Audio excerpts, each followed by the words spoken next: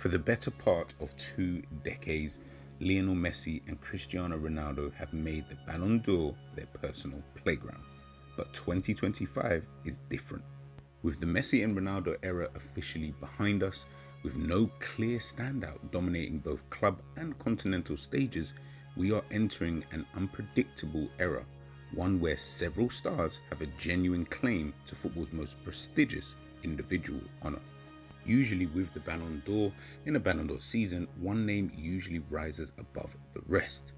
But in 2025, the field is level. We have no idea who will win the Ballon d'Or this year. Barcelona have just completed a domestic treble with a new generation at the core and a new manager in Hansi Flick. PSG are on course for historic treble this season if they were to win the Champions League against Inter Milan, and Liverpool, fresh off the exit of manager Jurgen Klopp, have stormed back to win the Premier League this season. But no single player has distanced themselves like Messi did in 2019 and various other years, or like Cristiano Ronaldo in 2017 and again like various other years. The 2025 Ballon d'Or award will come down to influence, impact and moments across a lot of strong candidates. Let's take a look at the frontrunners.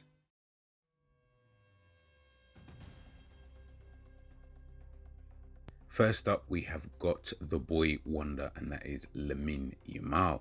17 years of age, he's already produced one of the most stunning breakout seasons in recent memory. 17 goals and 25 assists across all competitions, Yamal has played a starring role in Barcelona's treble-winning campaign.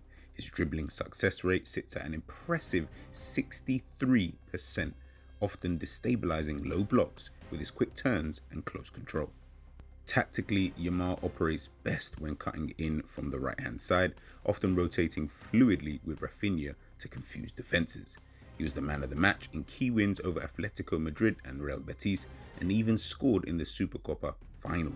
For someone so young, his consistency, spatial awareness, and technical maturity defy logic. If he were to win the Ballon d'Or, he would be the youngest Ballon d'Or winner in history, a changing of the guard in every sense.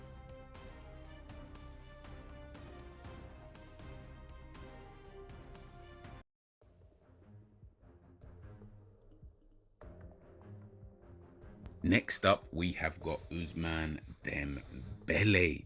Dembele has had perhaps the most transformative season of his career. In Liga alone, he has got 21 goals and 8 assists. In all competitions, he's got 33 goals and 13 assists.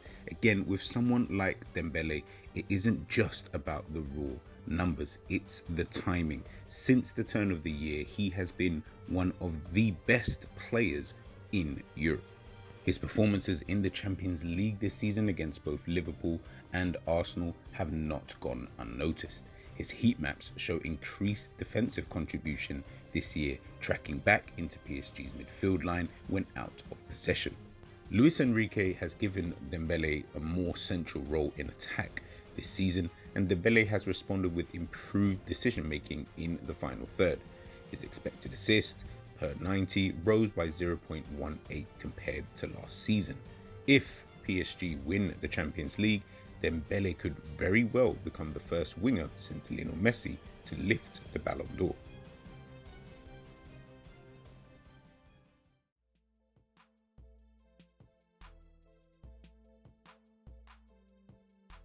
Then we move on to another Barcelona forward, and that is Raphinha. Overshadowed by the youth of Lamine Yamal and the hype around the young Spanish forward, Raphinha has quietly, noisily, under the radarly, who knows if that's even a real word, but he's put together a staggering campaign this season. 34 goals and 25 assists across all competitions. His combination play on the right-hand side with Yamal, with Lewandowski through the middle, with Pedri in midfield, has been so crucial to breaking down deep blocks this season. Raphinha's pressing intensity has also seen an uptick this season, averaging 4.1 successful pressures per 90 minutes. Now, people talk about the big moments, big games. Where are you? That's the question that usually gets asked of the top players. And this season, Raphinha has shown up in these big moments. 2 assists in El Clasico, a late winner in the Copa del Rey semi-final. His influence tactically has evolved too under Hansi Flick. Raphinha often tucks in as an inverted winger, creating overloads in central areas, while Lamine Yamal on the other side stretches wide. He's become an indispensable cog in Hansi Flick's high possession system. As mentioned before, with Barcelona winning a treble this season, could he be the front runner for Barcelona this season? Let me know your thoughts.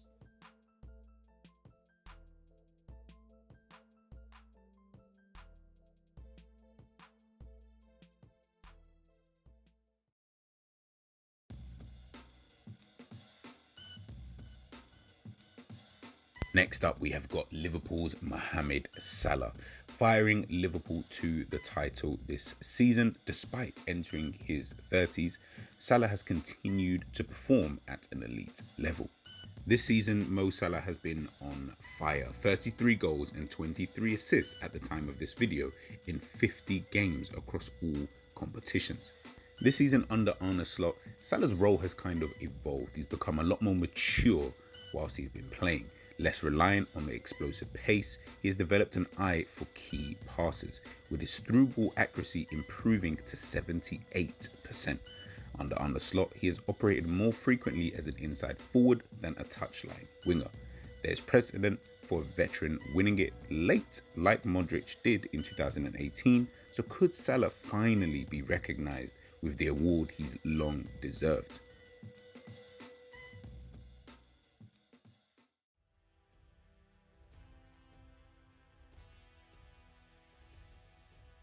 Now, at the time of this video, Inter Milan's Lautaro Martinez looks like he may end the season with no trophies. Now, of course, that could change very, very quickly, with Inter Milan sitting second in Serie A and, of course, in the Champions League final.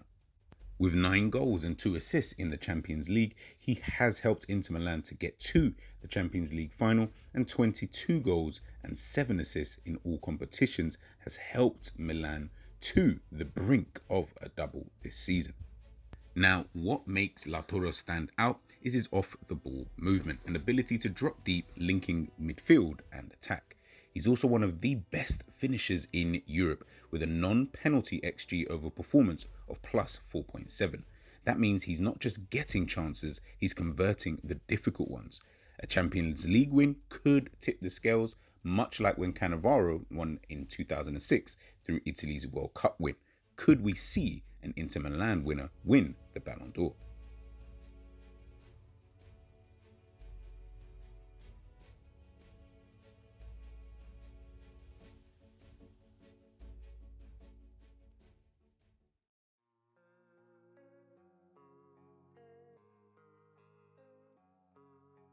Now, although Pedri's stats are pretty decent this season, with 6 goals in all competitions and 8 assists, Pedri's not a player that you define by stats. I think he goes into the mold of players that you genuinely have to watch what he does on a football pitch to really understand just how brilliant this player actually is. Pedri's a player who completes over 90% of his passes, and he averages around 2.8 key passes per game. Pedri is Barcelona's system made flesh. He was the man of the match in the Copa del Rey and La Liga deciders. His positional discipline allows players like Lamine Yamal and Raphinha the freedom to attack. Now, analysts have compared him to peak Xavi in terms of tempo control and spatial management. If voters want to reward control over chaos, then Pedri is the guy to win it.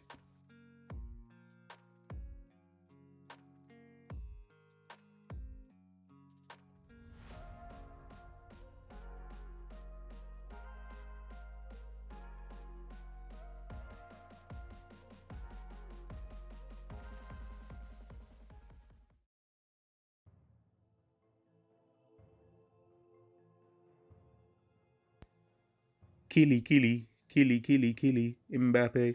Listen, this guy is an interesting player. A very, very interesting player. He's definitely a player who divides opinion in terms of how great he actually is.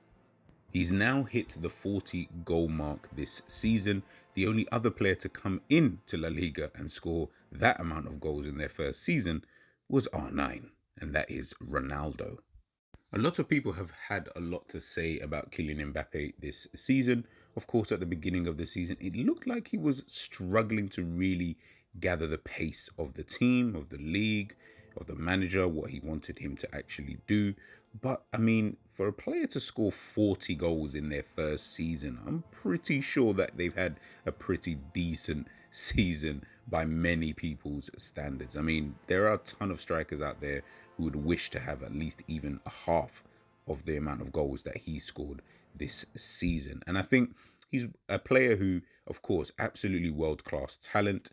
And I think his time will come in regards to the Ballon d'Or.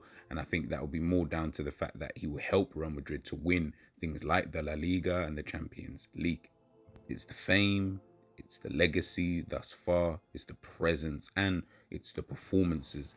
These will be the deciding factors for someone like Kylian Mbappe. But if we are just going by statistics, he is up there with the top players this season. Do you guys remember when Michael Owen won the Ballon d'Or in 2001? Or when Luka Modric broke the Messi Ronaldo duopoly in 2018? Or Cannavaro, a defender, lifted it in 2006? 2025 feels like another one of those years. No alpha, no clear king, just 7 knights, each making a case. The Ballon d'Or isn't about domination, it's about transition. Who will step forward to claim the throne this year?